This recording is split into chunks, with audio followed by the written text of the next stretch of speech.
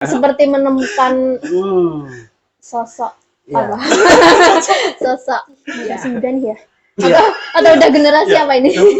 Masih muda. Oh iya Kak ya.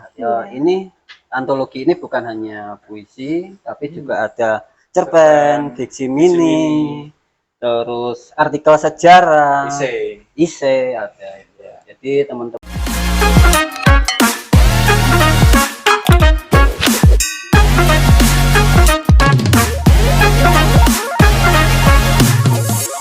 Hai sahabat pustaka, kembali lagi bersama kita di sini dalam acara Bisik. Bincang asik. Seperti yang sahabat pustaka ketahui, di Indonesia itu ada banyak sekali penyair populer. Ada W.S. Rendra, Khairil Anwar, dan lain sebagainya.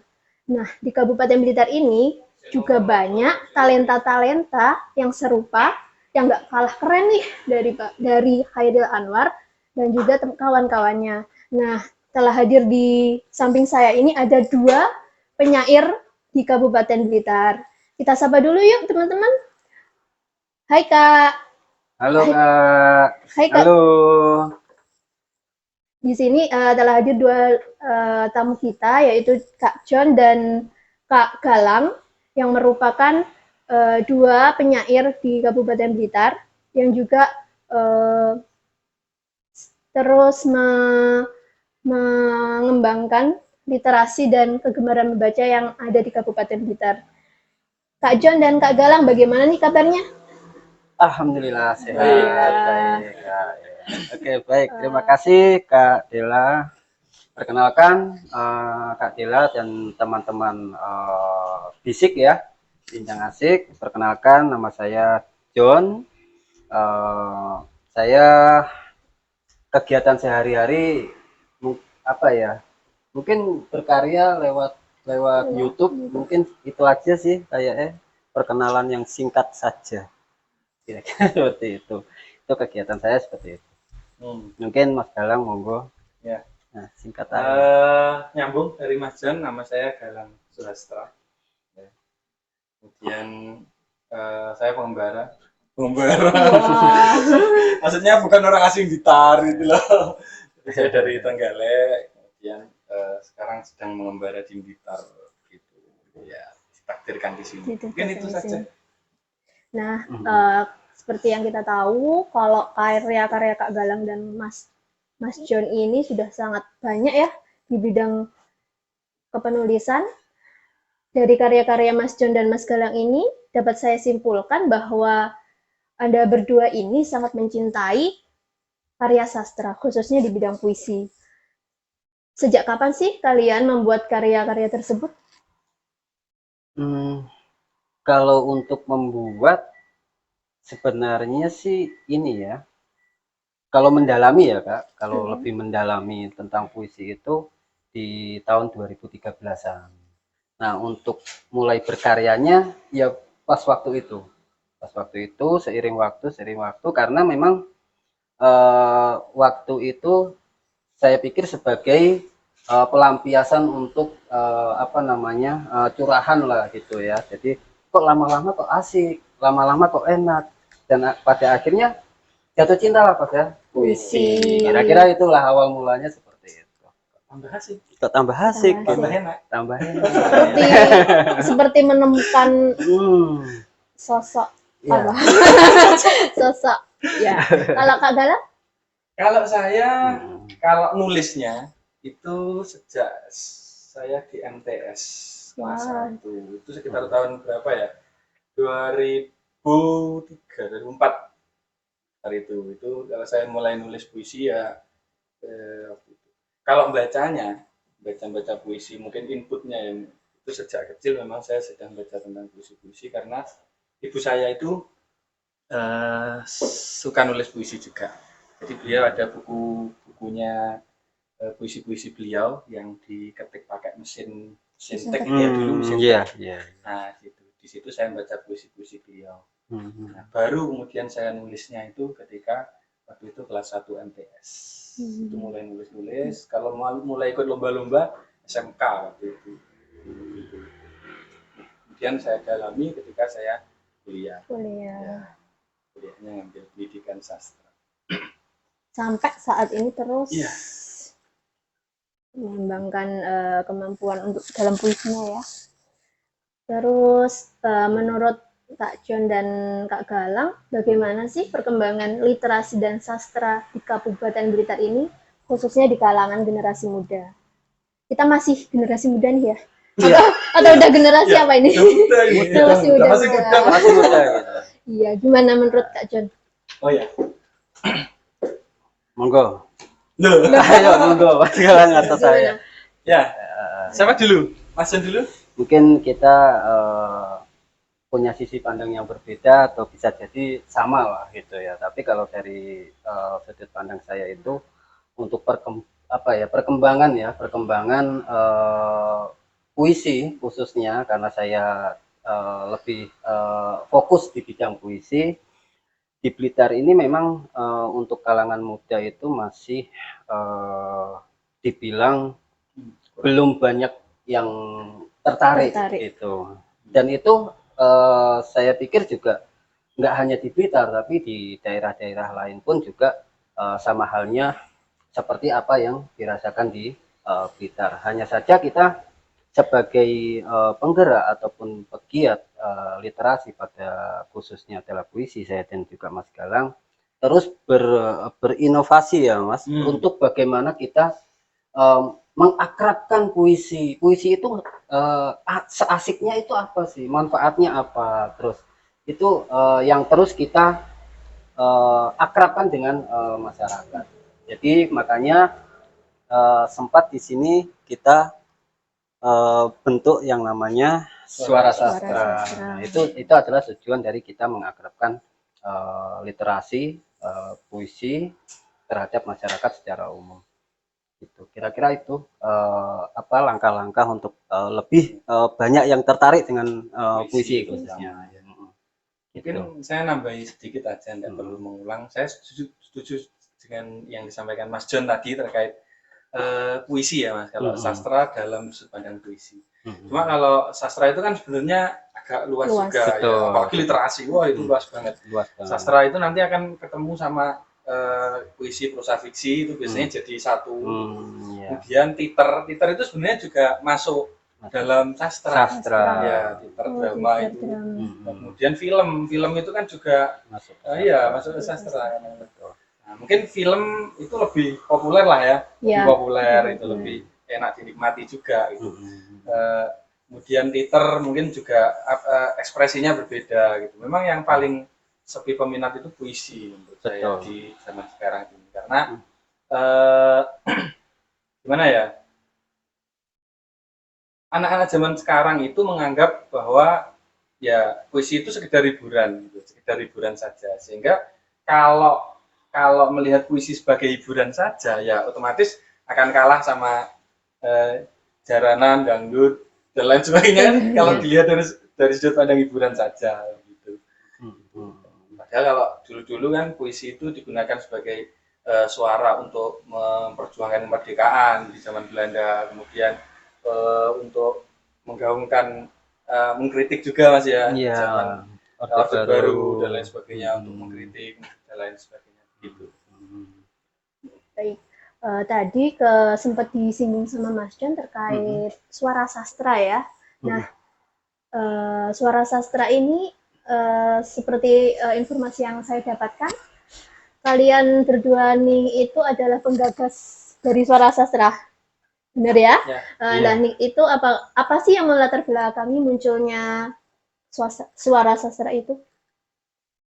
Mungkin Mas Galang dulu. Gantian. Tadi sebenarnya sudah disampaikan TikTok.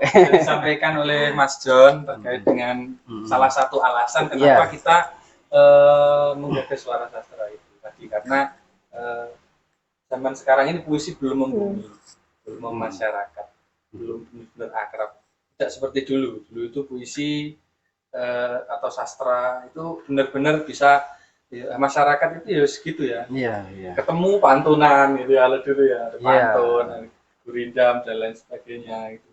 Jadi ada acara-acara mesti ada puisi di sana gitu. Jadi dulu itu masyarakat dan sastra, masyarakat dan puisi itu memang sangat lekat sekali ya.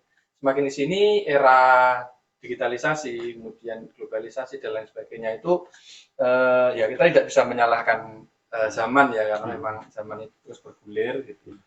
Maka dari itu ya kita hanya bisa berusaha gitu.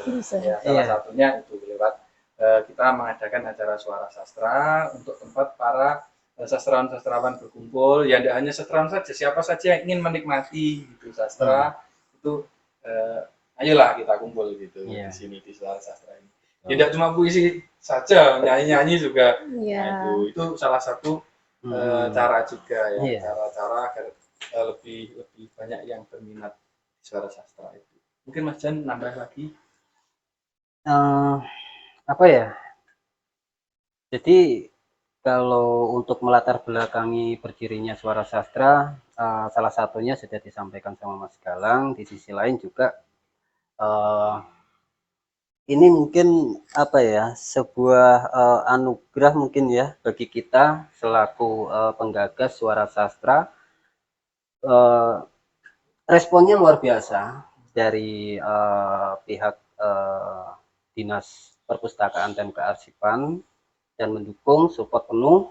Itu yang membuat kita itu semakin semangat untuk terus berkonsisten dalam mengadakan acara Suara Sastra. Di sisi lain juga teman-teman semua itu juga mendukung kita, jadi di situ kita akhirnya tambah semangat kira-kira seperti itu. Memang dari awal itu kita hanya berdua Kak, waktu itu hanya berdua, tapi seiring waktu ayo yang penting konsisten gitu. Dan alhamdulillah teman-teman mulai merespon dan sampai sekarang. Kira seperti itu. Pelaksanaan Suara Sastranya berapa kali dalam sebulan? 2 kali Kak ya? Iya, 2 kali. Itu setiap hari Minggu. Setiap hari Minggu ya.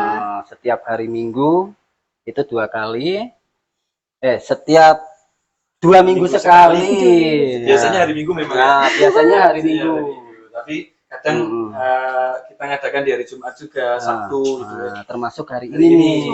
Ini karena ada edisi khusus ya, spesial Hari Pustakawan Nasional. Jadi kita masuk ke hari Jumat. Nanti kalau misalkan ini kembali normal ya. Di hari Minggu juga gitu.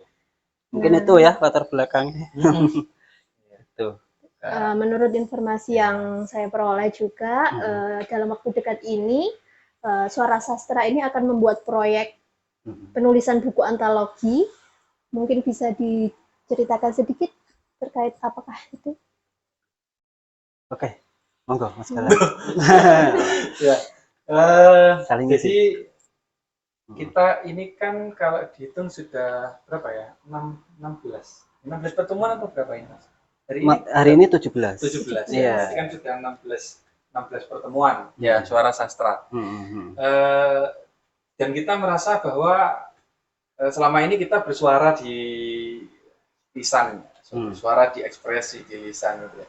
Kita juga merasa kita harus bersuara juga lewat tulisan. Karena tulisan ini menurut saya literasi yang tingkatannya paling tinggi menurut saya, karena tulisan ini membuat kita abadi gitu ya. Walaupun kita mati, nanti tulisan itu akan tetap ada untuk anak cucu kita nanti. Sehingga ini penting menurut kita bersama, sehingga kita diskusi waktu itu di mana? Di awal diskusi di itu ya, di Taman Baca.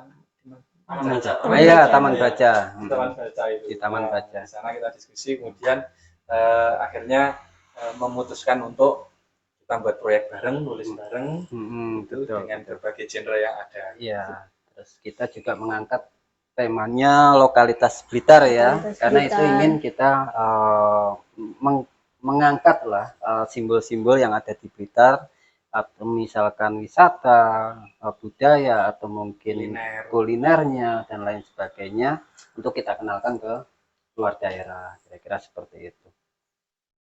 Karya ini bebas untuk umum bisa mengikuti atau hanya untuk teman-teman Suara Sastra sendiri? Bebas Kak, untuk umum, masyarakat umum bebas. Hari ini ya kita tutup ya Mas. Pas hari ini kita tutup. Hari ini kita tutup untuk peserta yang ikut kontribusi loh ya. Karena ada schedule yang panjang nanti untuk mereka. Kalau tidak segera ditutup nanti Panjang.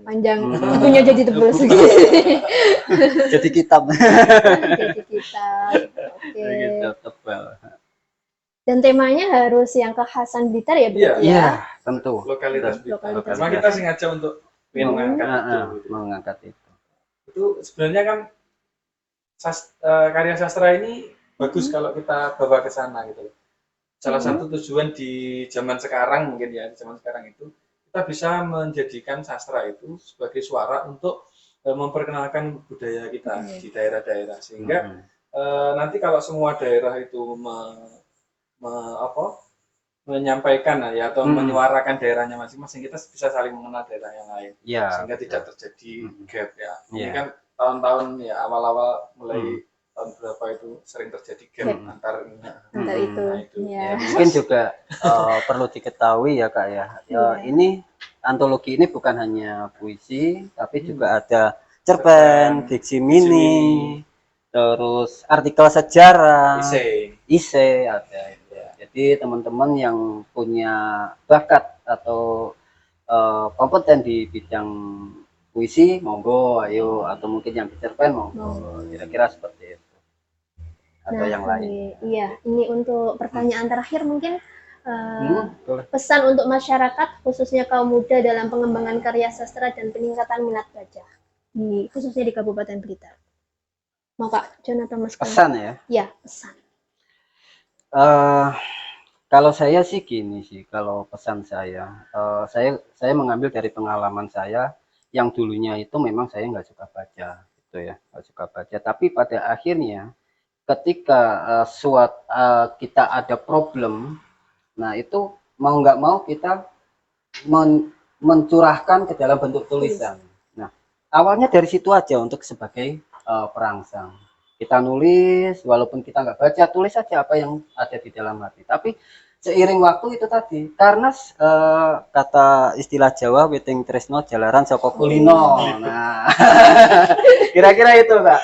Jadi kalau kita sudah terbiasa menulis, akhirnya kita mendalami, jatuh cinta, akhirnya kita mau tidak mau, kalau sudah suka menulis, pasti kita harus mencari referensi. Referensi dari mana? Baca tentunya. Nah itu untuk rangsangan bagi teman-teman yang memang tidak ada minat untuk baca. Rasanya seperti itu. Salah satu contohnya seperti itu. Itu dari pengalaman pribadi saya mungkin. Mungkin ya sudah dari saya. Saya apa ya? Gini, setiap kita itu kan mesti punya kelebihan masing-masing lah ya. Punya kecenderungan masing-masing. Ada yang senang dalang, wayang, ya. Ada yang suka musik, kemudian kita kebetulan di puisi. Ada yang suka masak, ada yang suka macam-macam ya. Nah, pesan saya, ayo nulis.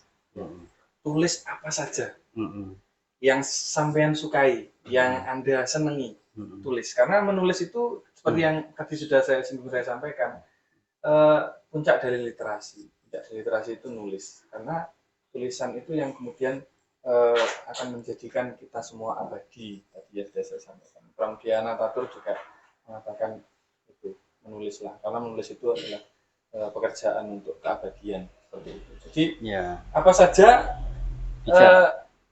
yang sama sukai tulis. Masak ya tulis resep gitu ya. Nggak harus nulis puisi, nulis resep ya. Pak Dalang ya bisa nulis tentang wayang, tentang budaya Jawa. Yang musik juga tuliskan tentang musik, tentang liriknya, filosofi musik atau apa terserah, yang penting nulis. Nulis. Ya. Caranya nulis itu ada 3M. mulai dari diri sendiri, mulai dari hal-hal yang paling kecil yang ada di sekitar kita, mulai saat ini juga.